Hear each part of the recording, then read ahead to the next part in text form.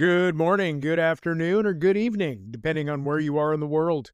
Welcome back to the AI Lean Edge podcast, the show where we make businesses a little smarter, a little leaner, and a whole lot faster.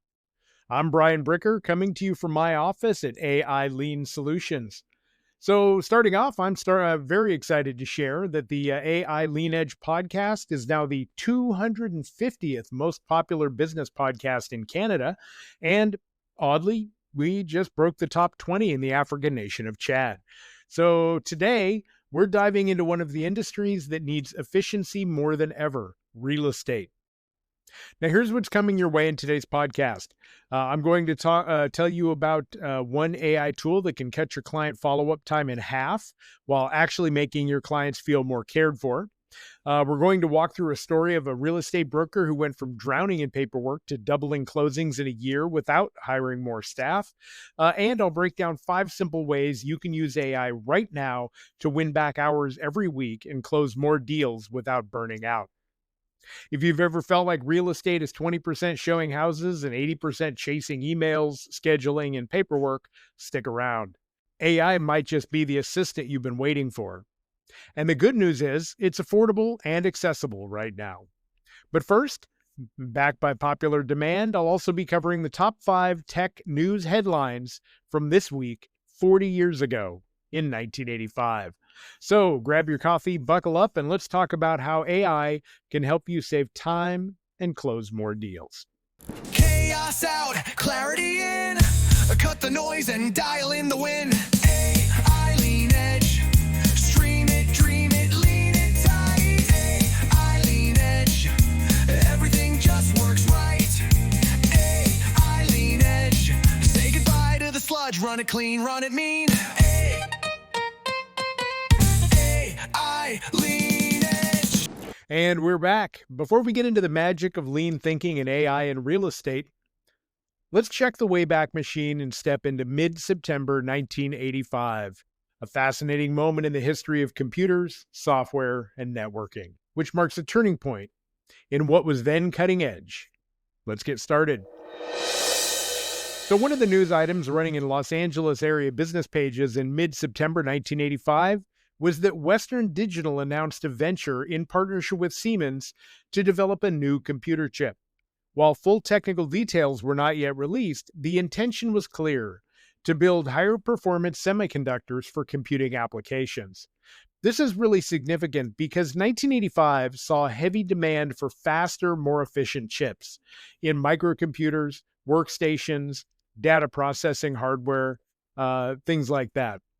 A chip collaboration between 2 major players like Western Digital and Siemens signals an acceleration in performance expectations.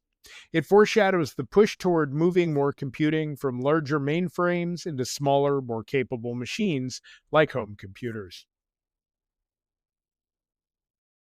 Also around this time in 1985, there was growing activity in the networking community.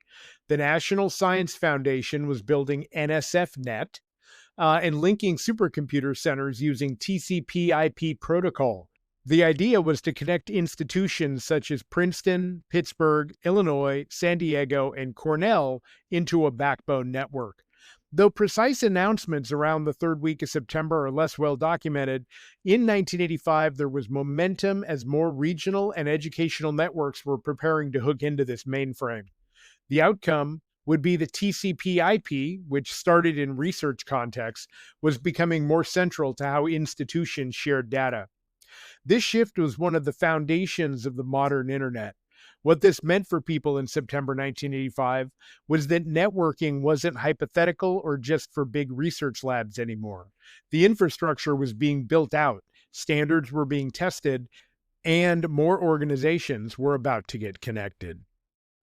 And by this time, Unix systems were getting more refined tools for networked file sharing and remote login, especially in university labs and research centers.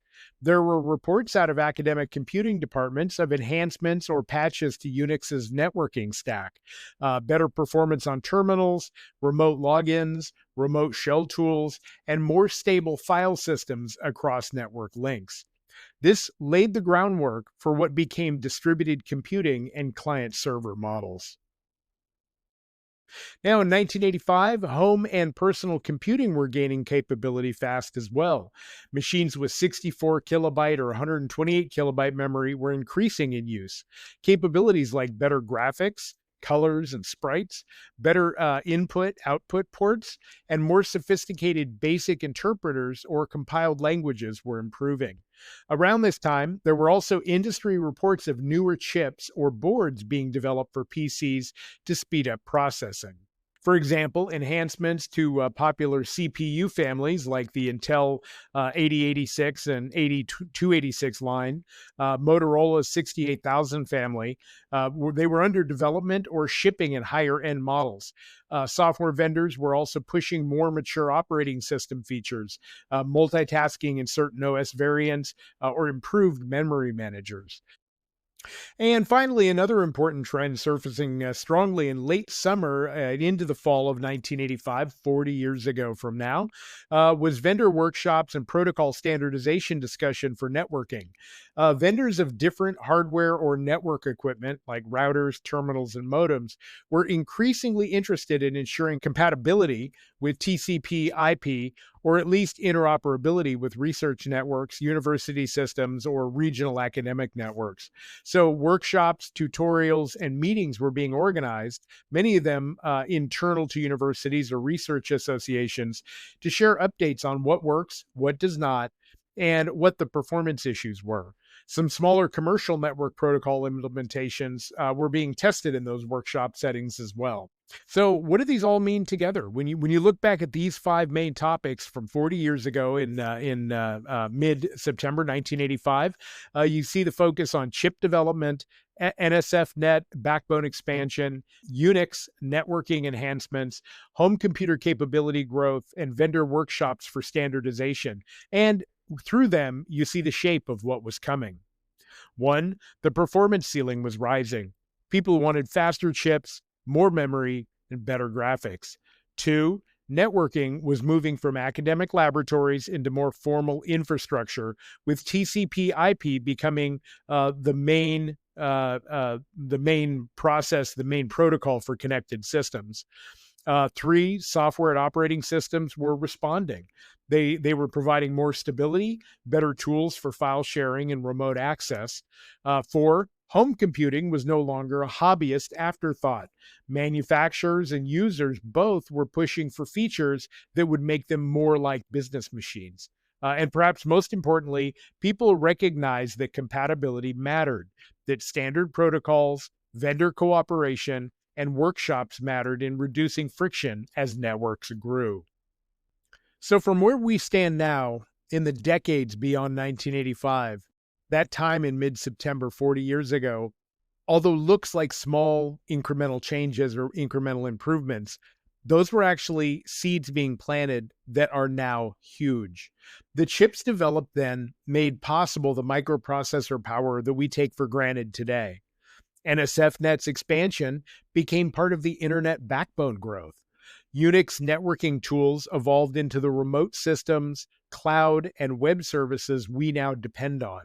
And enhanced memory and home PC capabilities paved the way for modern desktop OSs and software.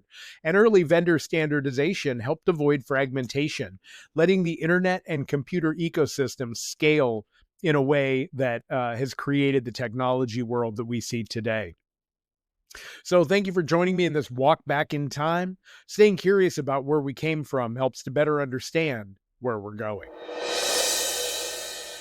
Let's get down to business by talking about the grind of real estate.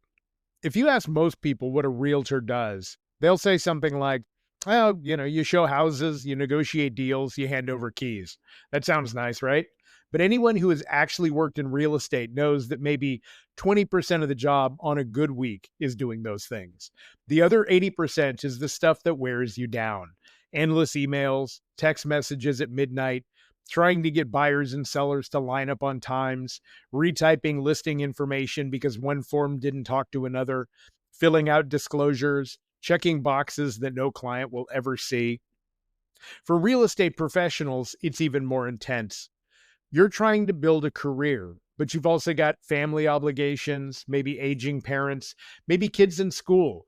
Maybe you're just trying to get to the gym once in a while. And yet the job never stops. Clients expect instant responses. They expect you to know everything about the market. They expect you to hold their hand through the biggest purchase of their lives. And they expect all of it yesterday. I once sat down with a realtor with a very successful practice, plenty of clients, a good reputation. But when I asked her how she was spending her time, she laughed and said, I feel like I'm a professional scheduler who shows houses on the side. She calculated that she was spending more than 15 hours a week just trying to schedule showings and follow up appointments. 15 hours. It's almost 2 full work days every week. So, this is where lean thinking comes into play. In lean, we talk about waste. Waste is any activity that consumes resources but does not add value to the customer.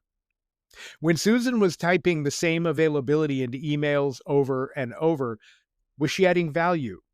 No. When she was manually copying the same directions into 3 different forms, was she adding value? No. That's pure waste. And the hard truth is that most professionals, not just real estate, but across industries, spend the majority of their week in waste, busy work, things that look like work but do not move the needle from a customer value standpoint.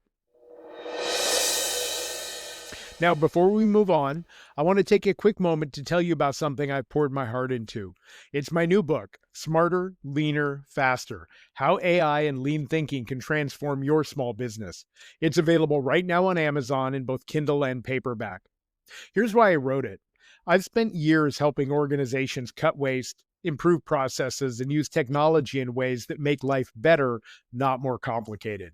And I kept seeing small business owners, especially people in fields like real estate, retail, and accounting, struggling to keep up with technology shifts. They knew they needed help, but everything out there felt like it was written for Silicon Valley, not Main Street. Smarter, Leaner, Faster is different. It's written for people like you, people who are running a business, juggling 100 things, and just wanting real, practical solutions. In it, I walk you through the history of lean thinking, the 5 principles that every small business can apply, the 7 wastes that are silently draining your money, and exactly how AI can supercharge your results. And if you like what you've been hearing on this podcast, the book is the deeper dive. It's the roadmap, and it's something you can keep on your desk and go back to whenever you feel stuck or overwhelmed. So here's my ask. Head over to Amazon, search Smarter, Leaner, Faster, and grab your copy today. Whether you prefer Kindle or paperback, it's there waiting for you. And when you do, send me a note. I'd love to hear how you're putting it to use in your business. Remember, that's Smarter, Leaner, Faster on Amazon. Let's build businesses that work smarter, not harder. Okay, back to it. So where does AI come in when it comes to real estate? AI is not some scary robot taking over jobs. AI is a tool. It's like having an assistant who never sleeps, who learns your preferences, who never complains about late night texts. It is software that takes the repetitive, mind-numbing tasks off your plate so you can focus on the human side of real estate. Let's walk through a few examples. First, scheduling. AI scheduling tools can read your calendar, compare it to your client's availability, and offer up times automatically. No more 5 back and forth texts that end with, oh, never mind, that doesn't work. The system can handle that for you. Second, chatbots on your listings. How many times have you answered the question, is this property still available? 100? 1,000? An AI chatbot can answer that question instantly on your website or even on social media. It can also gather lead information, like the person's name and phone number, so you can follow up personally when it matters. Third, voice-to-text note capture. Instead of driving away from a showing and telling yourself, I'll write my notes later, you can just speak into your phone. AI transcribes it, organizes it, and drops it into your CRM. No more lost notes. Fourth, predictive analytics. This is where AI shines.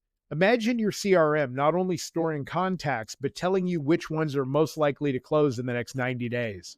AI can score leads based on activity, engagement, and history, so you know where to spend your time. Let me give you a simple analogy. Remember when we all used MapQuest? You would print out directions, hope they were right, and if you missed a turn, you were out of luck. Then GPS came along. Now we just type in the address and the system guides us, reroutes us, and updates us in real time. That's the leap AI is bringing to real estate. You can keep doing things the hard way, or you can let the system guide you and save hours every week. Let me tell you about Mark. He's a mid-career realtor in the Midwest. Mark had been in the business for about 15 years. He was good at what he did, but he was drowning. Every day felt like firefighting. He was missing leads, losing track of client conversations, and barely holding on. Mark decided to try a simple AI chatbot. Nothing fancy, just a system that would answer common questions on his website and schedule showings automatically. Within 2 weeks, he noticed a difference. He was saving about 8 hours a week. That's one entire workday back in his pocket. Instead of chasing texts, Mark was spending more time face-to-face with clients. He was building relationships. He was walking them through offers and inspections. And here's the best part. Within 3 months, Mark closed 3 more homes than his usual average. Nothing else changed. He didn't spend more money on advertising. He didn't hire more staff. He just freed up his time by letting AI handle the repetitive work. This is the essence of lean thinking, respect for people. AI does not replace the realtor. It frees the realtor to do what only humans can do, which is to build trust, understand emotions, and guide clients through one of the biggest decisions of their lives. Okay, are you ready to make this practical now? If you're listening to this and thinking, okay, I'm interested, but where do I start? Here are 5 things you can try this week. Number 1, automate your FAQs with a chatbot. Even if it only answers, is this property available? That's still 10 minutes a day you just saved. Number 2, use AI transcription for showings and meetings. Stop scribbling notes you can't read later. Just speak your thoughts, let the AI transcribe, and drop it into your system. Number 3, leverage AI lead scoring in your CRM. Many platforms now offer this built in. Even if it's not perfect, it will guide your attention to the clients most likely to move. Number 4, use AI for property descriptions. Writing compelling listings takes time. AI can draft a strong first version in seconds. You can polish it, but the heavy lifting is done. Number 5, adopt a smart scheduling assistant. Let the software offer times, send reminders, and reduce no-shows. This is low-hanging fruit that can immediately be giving you hours back each week. If that feels overwhelming, don't try all 5 at once. Just pick one. Pick one on your biggest pain point and start small. Even if you just save 1 hour this week, that's an extra client call, 1 extra dinner with your family, and 1 less late night in front of the computer. So let's bring it all together. Real estate will always be about relationships. That will never change. But the grind does not have to be your identity. AI tools are here right now. They are affordable, and they can take the weight of repetitive tasks off your shoulders. Think about Susan, who was drowning in scheduling, or Mark, who closed 3 extra homes just by letting AI handle his FAQs and his showings. These are not futuristic stories. They're happening today. Your challenge this week is simple. Pick one AI tool. I know I'm starting to sound like a broken record on these podcasts. Just pick one. Pick one AI tool on your biggest pain point. Try it. See how much time it gives you back. Because time is the one resource you cannot create more of. But you can reclaim it. And when you do, you'll be able to close more deals, serve more clients, and still have energy left at the end of the day. And that's what this podcast is about. Building businesses that are smarter, leaner, and faster.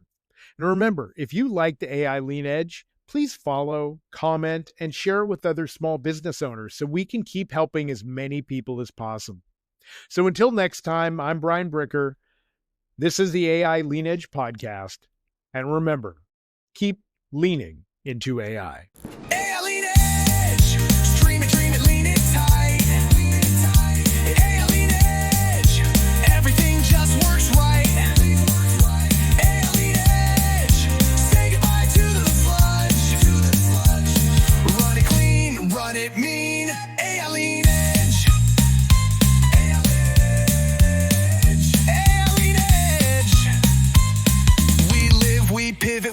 edge.